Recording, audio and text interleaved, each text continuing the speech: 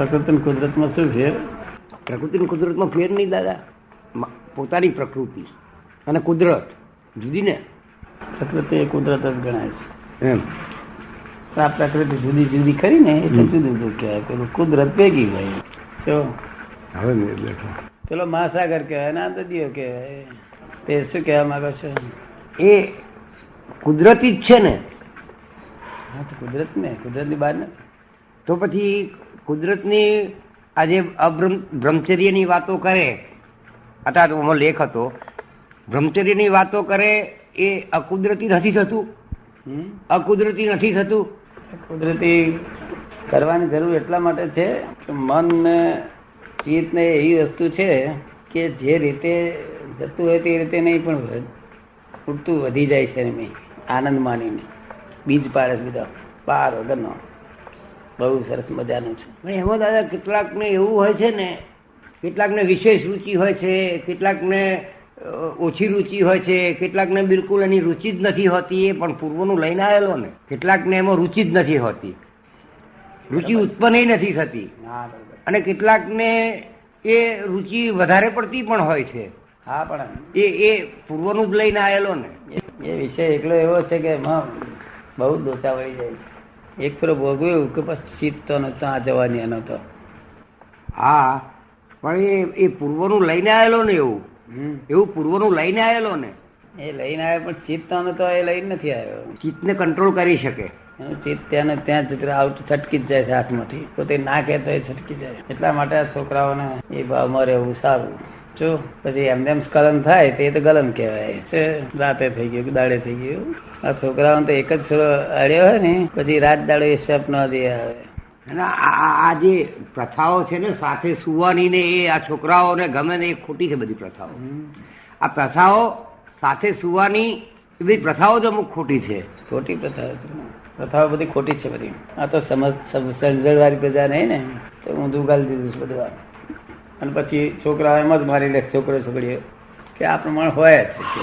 આ જ મુખ્ય વસ્તુ છે કે છે. તે બરોબર વાંધો નથી. તે જો એના ધણીમાં ચિત્ત રહેતું હોય ને કાયમ કાયમ તો એટલા પૂરતું જ રહેશે ને. હે કાયમ રહેતું નથી ને. ના અરે બીજું જુએ તો બીજું પાછું ડખો કરે. હા હું એ કઉ છું. એટલે ભોજગર છે. એ મૂળમાંથી ઉડાડી દેવા જેવી વસ્તુ છે. એનાથી જ ઉભો રહે સંસાર બધો. વિકારમાં નિર્વિકાર થતા આવડે નહીં. વિકાર બધું નિર્વિકાર થતા આવડે નહીં તો બધું ઉર્ધ્વગામી થાય. એનું બધું એરિયા છે ને એ તો દાદા જ્ઞાની નું કામ છે. વિકારમાં નિર્વિકાર થવું એ કઈ રમત વાત છે? બે ગામી છે, અધોગામી. હા પણ વિકારમાં નિર્વિકારી થવું કઈ રમત વાત નથી. એ રમત વાત નથી. એમાં જે એનાથી ઉત્પન્ન થાય છે ને બધી તે નડે છે. વિષય સંબંધી હોય કે આજ્ઞા કેવી રીતે અપાય? જે બનવાનું છે છોડાય. ના જ્ઞાની પુરુષ ની આજ્ઞા કરતો પેલાનો ફોર્સ બહુ જબરો હોય છે ને, એટલે આજ્ઞા ફાજ્ઞા ને બધું ફેંકી દે.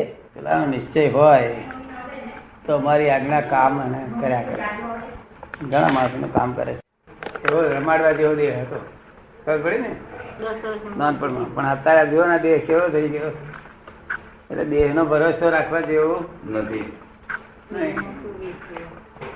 એની પાસે કામ કરી લેવા જેવું. મોક્ષ તૂટી ચાવી નીકળી જાય છે તે તો જવાનું છે ને. એ બાળક જ છે ને. જે છે તે તો બાળક જ છે. બાળક છે. બાળક આપડે થઈએ ને આપડે એમાં નહીં મૂકવાનું.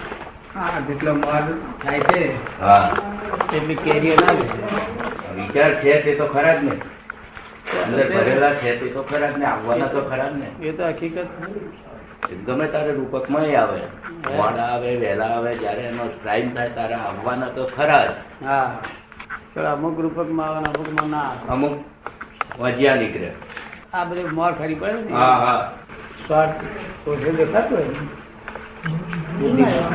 તેરી મદદ દે. તો ભાઈ એને શ્રેષ્ઠ શું કરવાના? જવાના એને નહીં સુખ તો છે જ. આ જાનવરો કરતા બહુ સુખ છે આ લોકો. એ કઈ દે મન દેખાડો ને કેટલા છે. પછી દેખાય કે એની સમજણ જ જુદી જતી છે. સુખ ભોગવતો જ નથી ત્યાં. તો પછી એ શ્રેષ્ઠ અવતાર શી રીતે કહેવાયો? હે તો પછી શ્રેષ્ઠ અવતાર શી રીતે કહેવાયો? ના શ્રેષ્ઠ અવતાર છે. બધા જાનવરો કરતા મહાન મહાન સુખો કેવા કેવા પંખા કેવા. મને બતાડો એક જણ કે આ જાનવર કરતા મહાન સુખી છે. પંખા છે ના બધું. પણ એ તો એની પોતાની અણસમજણ થી દુઃખ છે. આવું સુખ તો કોઈ દાડો કોઈ અવતારમાં ના મળ્યું હોય. કે આવું દુઃખ અવતાર કોઈ અવતારમાં ના મળ્યું હોય. હે કે આવું દુઃખ કોઈ અવતારમાં ના મળ્યું ભાઈ, હોય. એ તો અણસમજણ નું દુઃખ છે. તે આપણે કહીએ છીએ કે તમારે અણસમજણ કાઢી નાખો ભાઈ. આટલું બધું સુખ છે, તમે અણસમજણ શું કા રાખે? નબળાઈઓ છે. તો ગયો જમીન નિરાતે 32 ભાતની રસોઈ છે. ભેંસોને સાથે એક ભાતની નહીં મળતી. ઘાસ ખાવું પડે છે, પણ જમતો નથી, ભોગવતો નથી. પ્રાપ્ત ને ભોગવતો નથી. આ પ્રાપ્ત ની જ વાત કરે. ઓછો આવે. તમારી વાત કરો કે તમે ભોગવો છો કે ભાઈ અપ્રાપ્તની ચિંતામાં પણ છતાંય આપણને બીજાની જે વાત જવા દો તમે. પશુ પક્ષીઓને આપણને લેમેલ થાય એવું છે જ નહીં.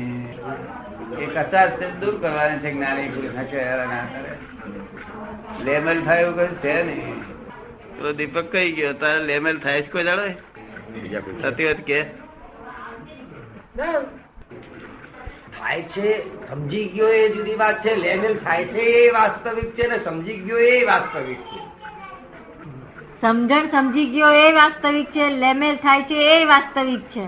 એ લેમેલ તો જેને સમજણ સમજવું તેને કહેવાય છે લેમેલ નથી.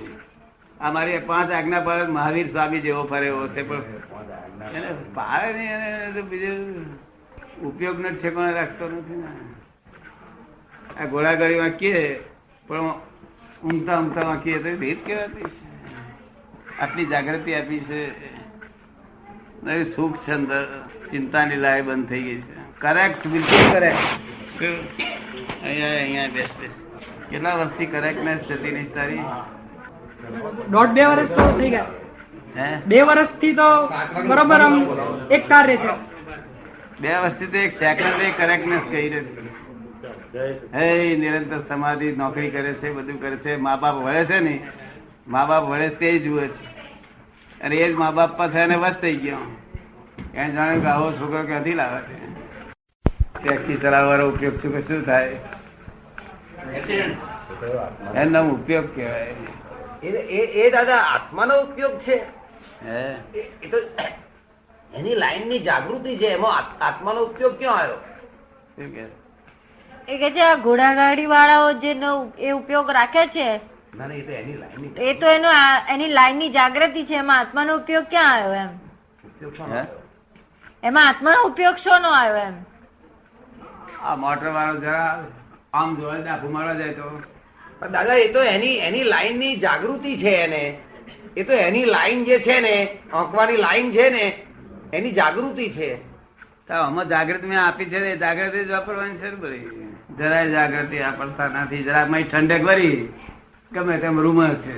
શું પેલા ટેવ કટેવ પડેલીઓ તે રૂમ્યા કરે. 1 સેકન્ડ નથી ગયેલી કે છે.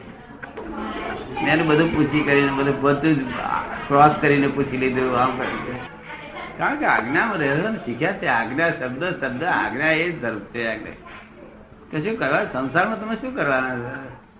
સંસાર તો સંદાસ ઉતરે તો ઉતરવા દેવાનો, નહીં તો નકામા સંદાસ જઈને બેસી રહેવાનું શું અર્થ?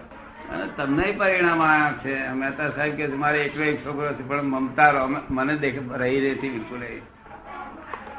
કે છોકરાને મમતા રે મારી પર રહીને એ કહેતા હતા ને, છોકરાને વાગ્યું છે એટલે પાછી પોતાને વાગ્યા જેવી ઉપાધિ કેવી પડે ને. છોડીને આમ થયું, આમ થયું, આમ થયું. લાગે જરા મીઠાશ, પણ એ મીઠાશ પાછી એટલી જ અવળી હોય. શું કહ્યું? પરિગ્રહ કહેવાય. બધા શું કહેવાય? છોકરા છોડીઓ બધું પરિગ્રહ છે. પરિગ્રહ માથે મૂકી અને ડૂબમાં ખાવાના છે દરી સંસાર સમુદ્ર. પરિગ્રહ ઓછા હોય તેમ સારું. કઈ આપણું ધાર્યું કઈ ઓછું થતું નથી. એની મેરે ઓછું હોય તો મહાન પુરુષ હોય ત્યારે કઈ રાખી ના દેવાય. પ્રતિબંધ કરીએ ને એટલે ફરી પાછી શક્તિ ઉત્પન્ન થાય. 2 કલાકે પાછા પૂરાય. તો બધું વ્યવસ્થિત છે ને. વ્યવસ્થિત આધાર ભેગો થવાનું. તેના આધારે આપણો ઉપયોગ ના થાય. મોટર વાળો ઉપયોગ શું થાય? ઉઠા પસાર થાય એવી થિયરી છે.